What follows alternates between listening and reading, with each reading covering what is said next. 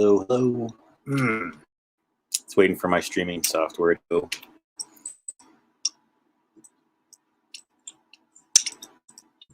Hello, hello. One. For my streaming software.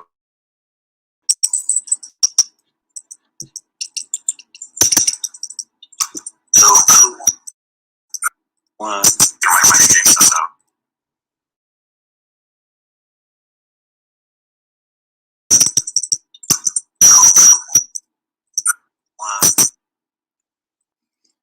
Apologize for the technical error there. Sorry about that. Just got to verify that the things are going. All right. So welcome. I'm not going to be on for a very long. I just got a couple topics I wanted to get into. I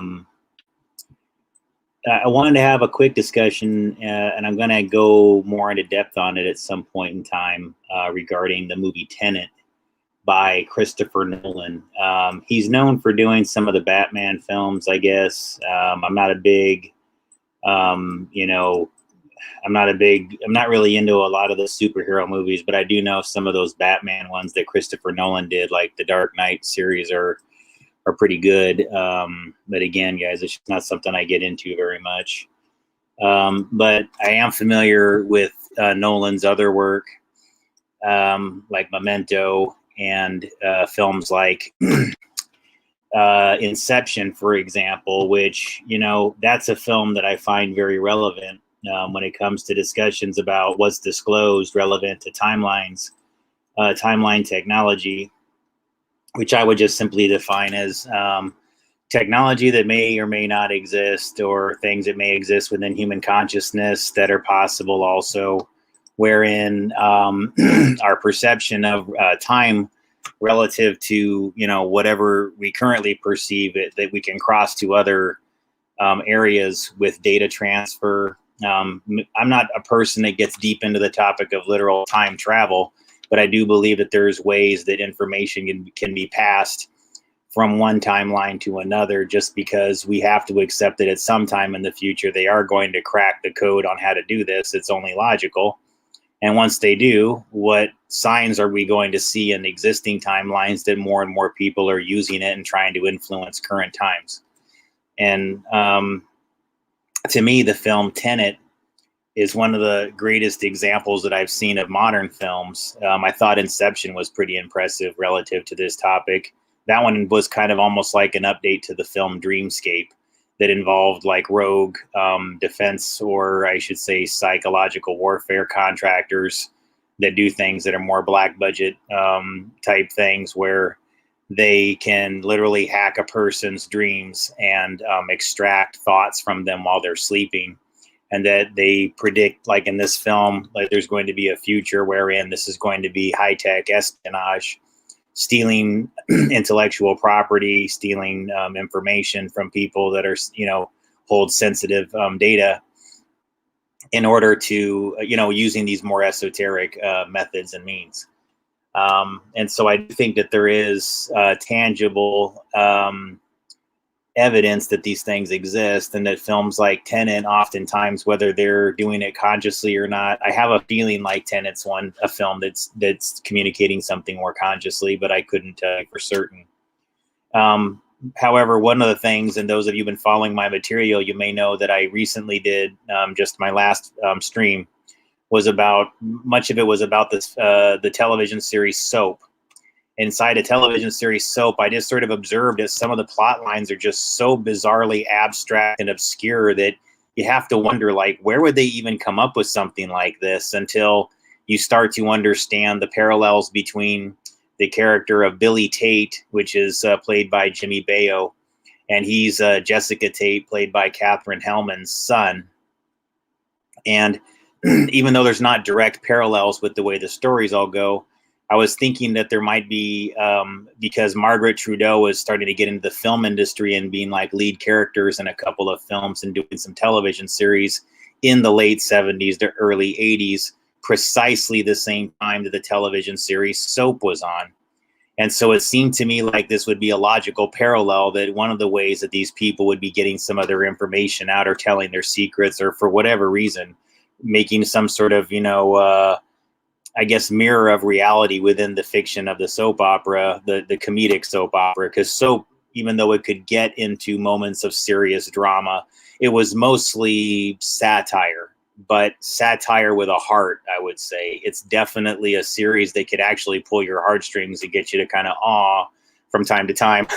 To be honest with you, it's really not a bad television series, and it doesn't even feel malicious intention, to be honest with you.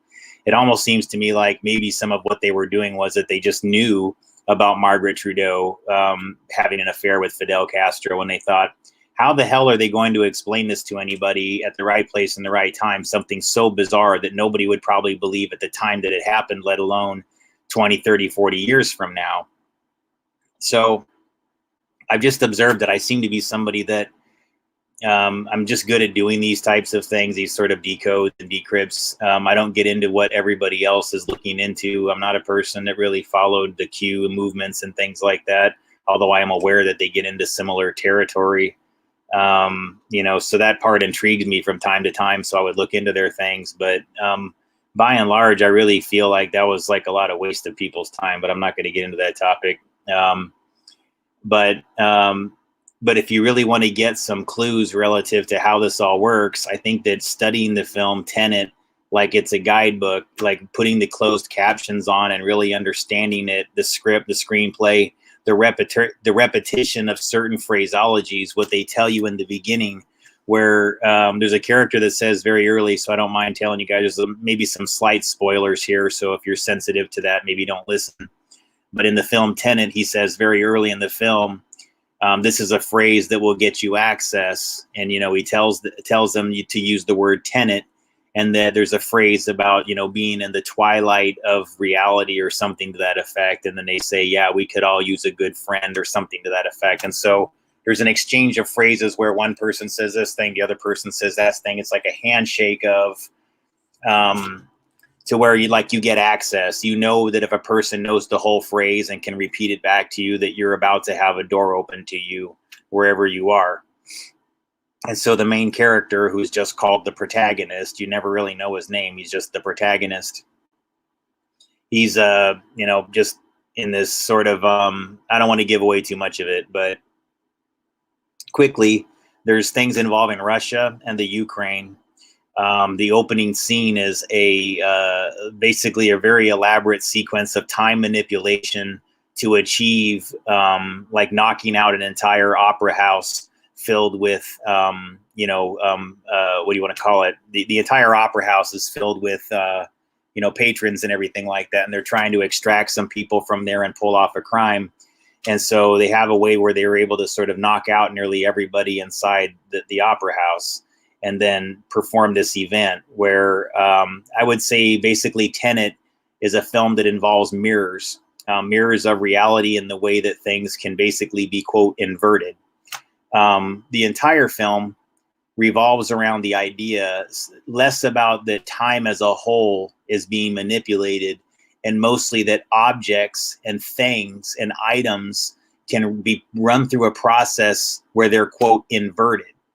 And so their timeline and what goes on with the object that goes through the process is that there is an inversion process relative to how that object experiences the interaction with a human being.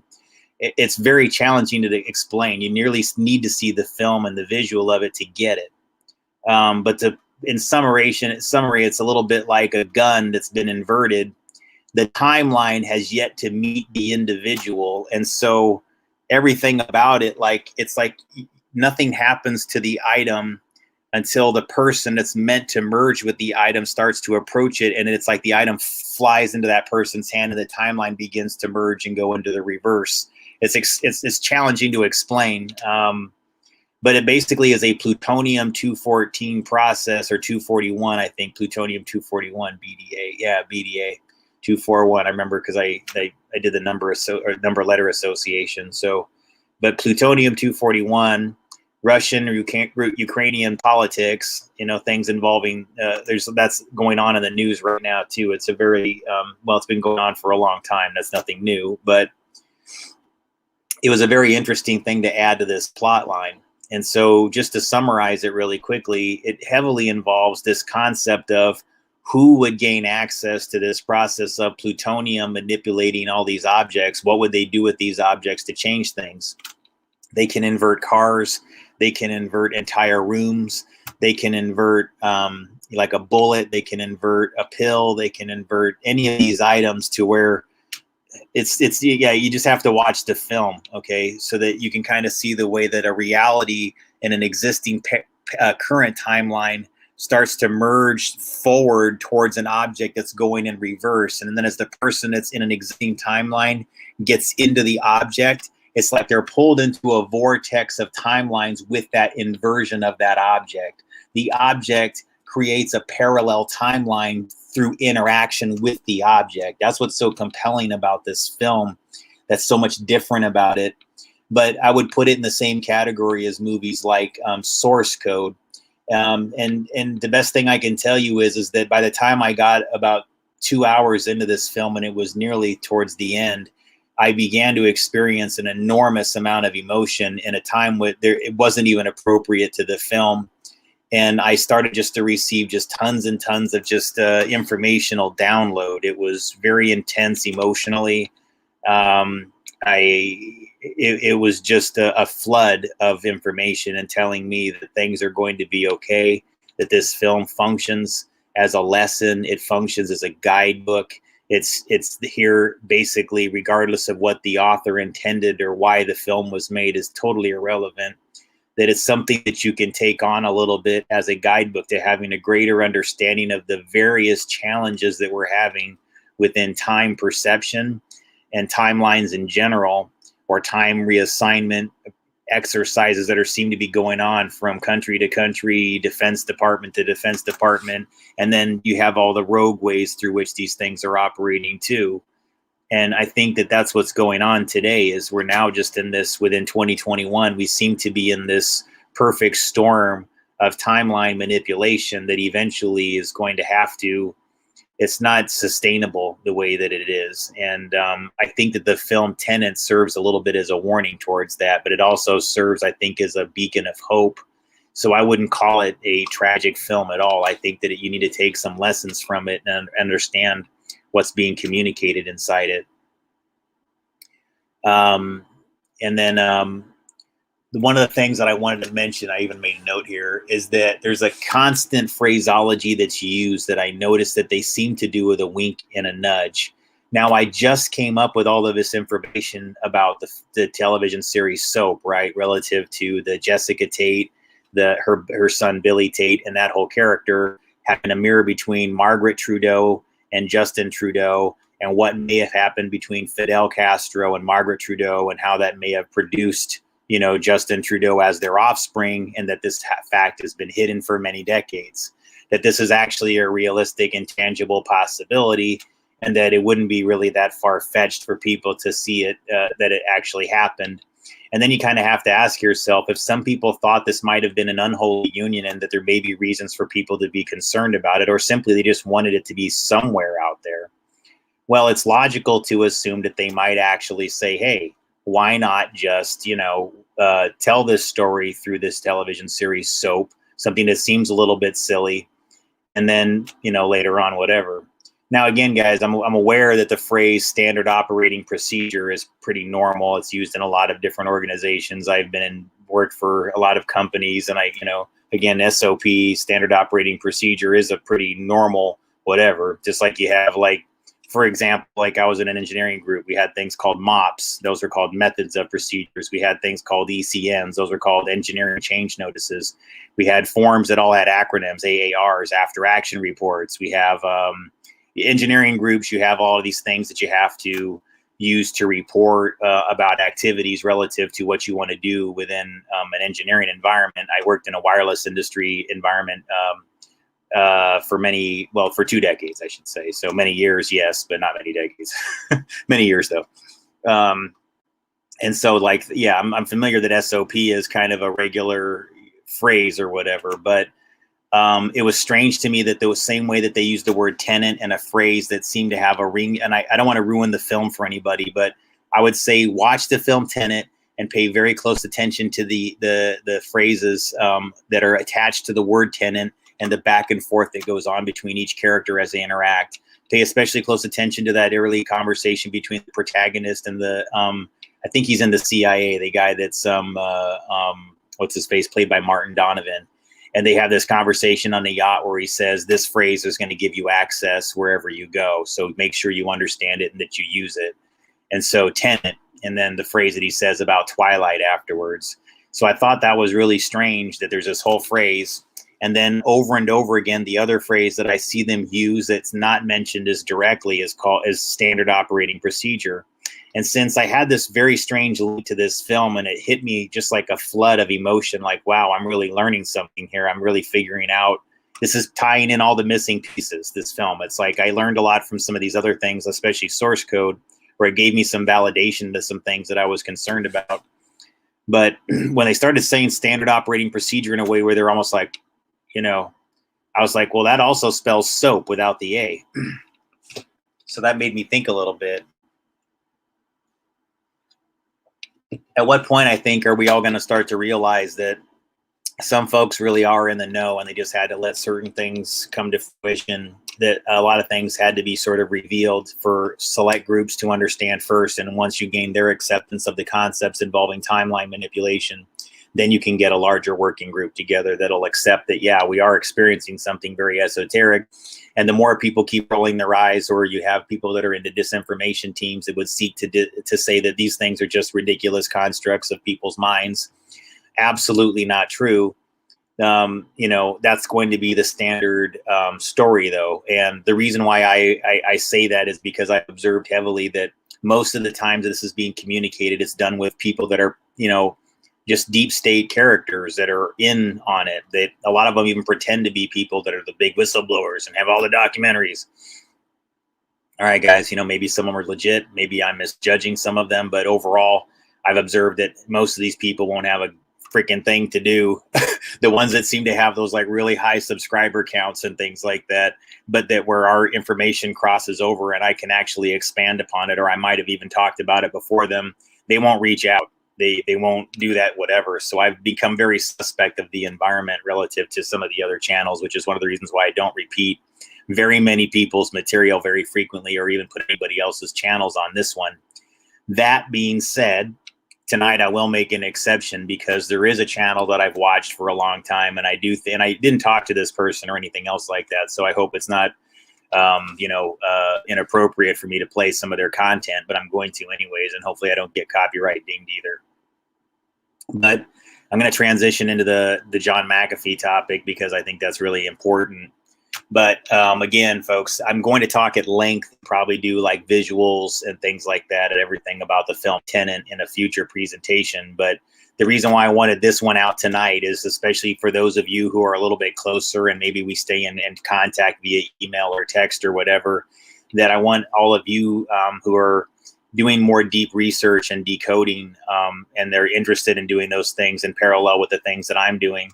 I need you especially to know that that Tenet, I think, is extremely relevant, as is the work of Christopher Nolan in general, I think. But especially his things like Inception, I think, are kind of guidebooks and lessons to things that may be going on and hints about how technology works. But these are extremely informationally dense films. I mean, like, am I using the right word? Yeah.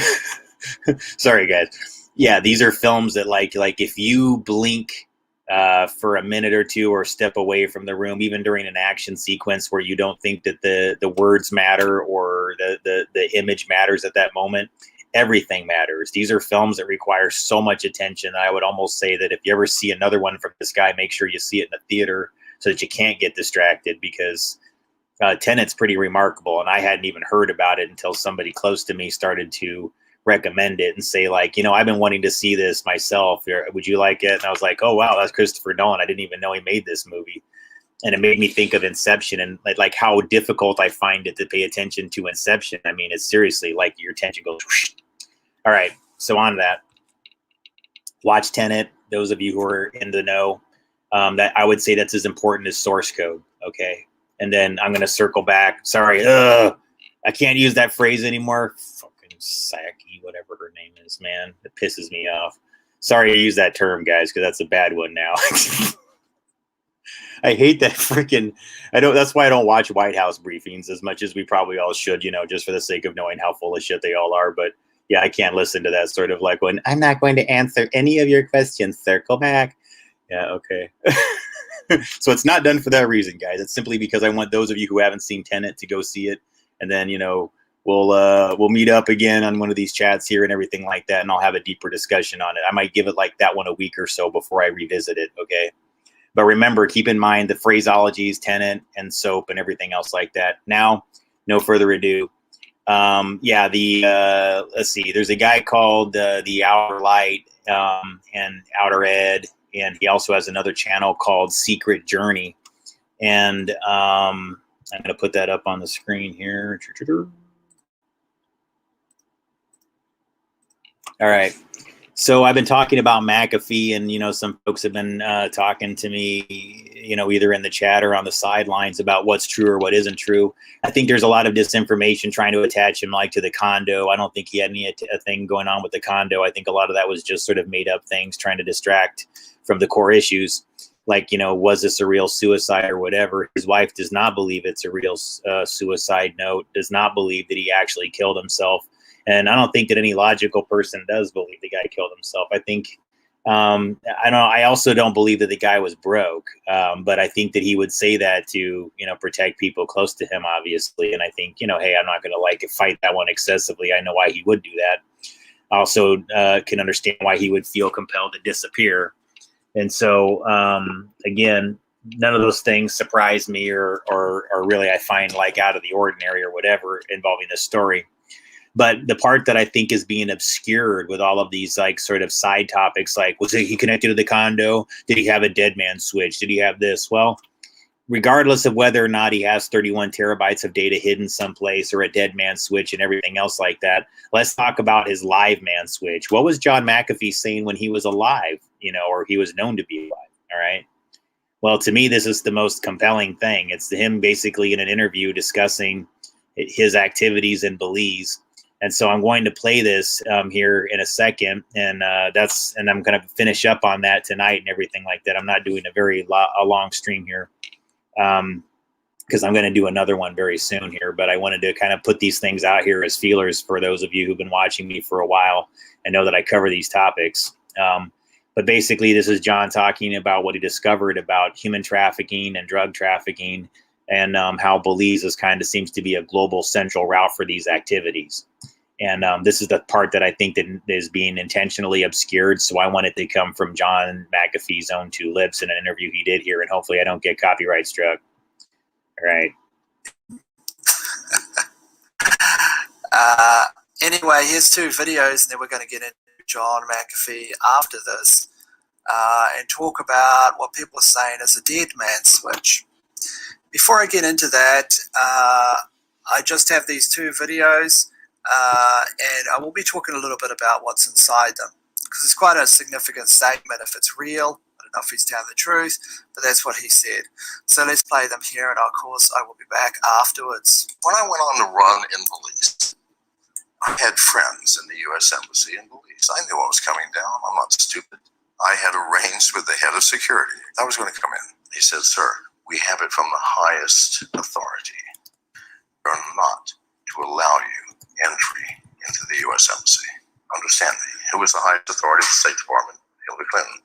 I'm an American citizen with a American passport. I'm sorry. I'm not wanted in America. I've got no crimes in America. Is it not a reason to say, I don't think I'm going to vote for you?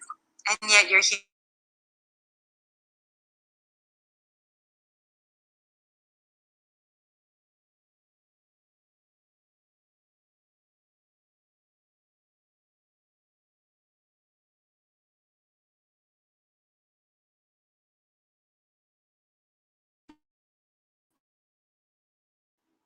All right.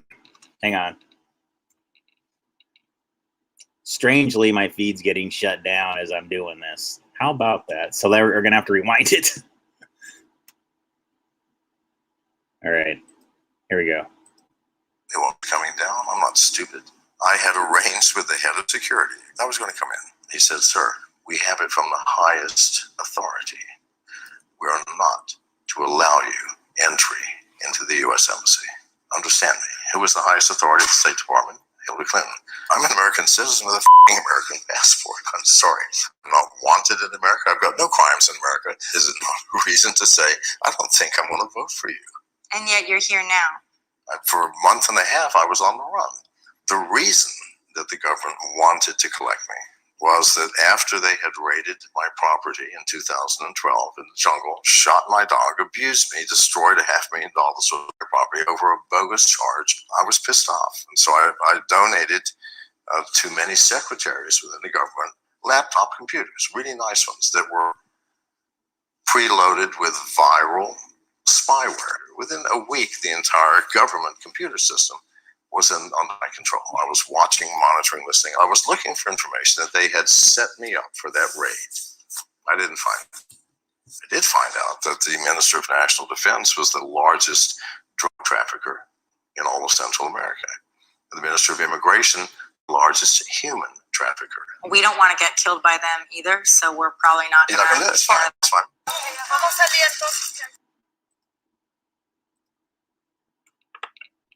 You said, we don't want to get killed either, so we're probably not going to air that. They call it Arkanside, so.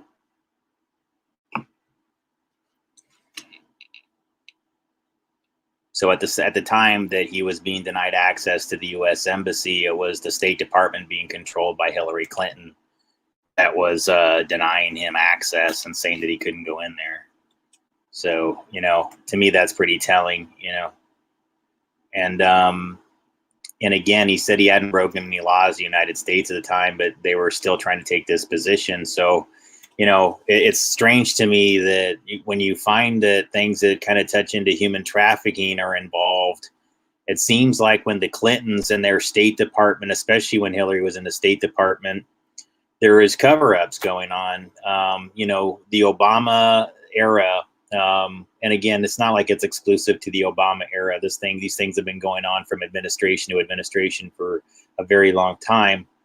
But there was quite a few of these cover-ups relative to things that could be done in the State Department. And I would say for folks who don't believe that these cover-ups can happen at a pretty official level, I would say study the National Defense Authorization Act, the NDA, and study the Smith-Mundt Act of 2012.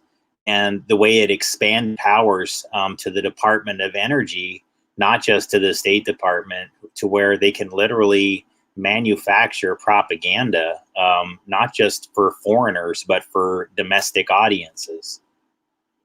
Department of Energy. Department of Energy can manufacture propaganda in the United States and disseminate propaganda within the United States, allegedly to defend the United States. That's what the Smith-Mundt Act of 2012 did. We can get deeper into that, but I've done other materials on that if you go back in. Maybe I should actually do an entire documentary on just what I have on that topic alone, relative to what I think very few people understand, how many things can actually be controlled that are State Department in nature from the Department of Energy. And that I wasn't even aware of these types of things until I learned that a close relative of mine had a position at something that I'd never even heard of, that they worked at the Department of Energy. And then I was like, hey, I wonder what they're doing now. And I looked it up and I'm like, oh, they're in the National Security Directorate. I wonder what that is. And then I learned that it's basically a nuclear national security administration. It's sort of an expansion that very few people even are aware of that exists at the Department of Energy's national laboratories that are not even managed by the federal government, really. Yeah, they are and they aren't. I mean, they have to be approved by the federal government, but when you get down to it, it's bizarre, guys. It's a little bit like, it's kind of like the film Idiocracy, but it's our energy department, when you really think about it. It's like they do this whole thing where, like how in Idiocracy, like everything is like, Brondo, like all the crops are effectively, what do you want to call it? The crops are being watered by this sort of crude form of Gatorade, a sugary sports drink, right? And no one seems to understand that, no matter what the marketing materials seem to say, that it's just common sense that water is what makes crops grow. But you can't talk these people into believing anything because they believe all the marketing materials. It's like, hey, it says right there on the sign, Brondo's got what plants crave. It's got electrolytes. It's good for plants. Anyways, guys, not trying to make humor out of the issue or anything else like that, but yeah. So on that note, guys, I gave you a link to that clip that I just played you. And I would say you might want to review the entire link. I think that the Outer Ed, I think it goes by the name Outer Ed. He also goes by the Outer Light. He used to have a channel called the Outer Dark. I don't know if it's still up. And then he also has Esoteric Detective and Secret Journey. The guy has really good material. I've never talked to him. I don't know this person. I've never corresponded with them. But I do subscribe to their channel, and I think they do these great summaries on a pretty regular basis called Clown World Volume, whatever.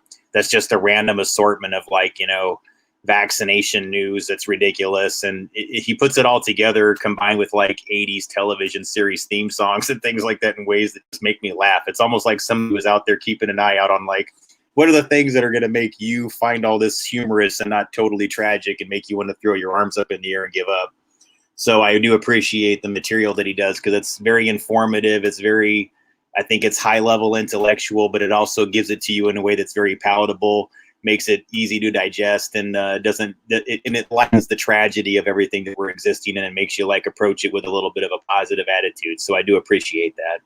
And hopefully that person doesn't mind that I use their content in my channel tonight. And I would suggest that you guys subscribe to that one. It's a good channel. So is the Outer Light that it leads to. You can probably, if you ask me, guys, or you check me out in the comments, I'll give you a link to the other channel if you can't find it. But yeah, Outer Light is the one that has the Clown World episode. So that's another good one. But yeah, anyways, folks. Yeah, so that's the news on McAfee that I had. Some of those Belize disclosures. Now you might know why that Gringo series on Showtime was so salacious. They really wanted you hyper-focused on this shocking story of sex, drugs, and rock and roll, and selling everybody on this really shocking story, about his whole legend and lore and everything. And really, when you really drill past all of that story, I think you just learned that the guy just held on to a lot of information about global human trafficking and drug trafficking networks. And so at some point he's kind of like, well, hell, it's not like John McAfee's a person that ever said that he didn't participate, I think, in both of these activities. Not as a trafficker in a classic sense, except that he just openly admitted that he had been a person that had visited sex workers and that he had done a lot of drugs in his life. So, I think that to not take his information seriously when he's been so immersed in it, you don't have to like him, but I think you should take his information at least, I don't know, it's something to take into consideration when I just posted there in that interview. That's all. It doesn't mean he's a good person or a bad person or that even his story is true or that he's even a real thing. But I think when you get past it, he did actually say some pretty relevant things about what's going on with technology. So anyways, folks, I'm going to finish on that one. Enjoy the clips, and I'll be back soon with another stream, probably in the next day or two.